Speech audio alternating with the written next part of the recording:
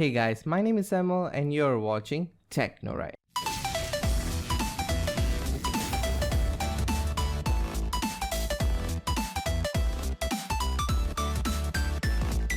What's going on guys, welcome to Technoride Technology. It's done right. So in today's video I'm going to teach you on how to remove the requirements not met watermark on Windows 11. So this is a very simple process and let's get straight into it. So you're going to click on the start button and type in registry editor.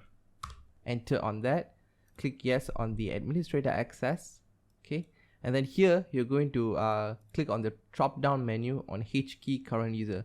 You can see the path will be stated on top right here, and then you can go into control panel, and then you're going to go into unsupported hardware notification. Okay, here you're going to click the you can double click on the SV2 and change the value data to 0 instead of 1.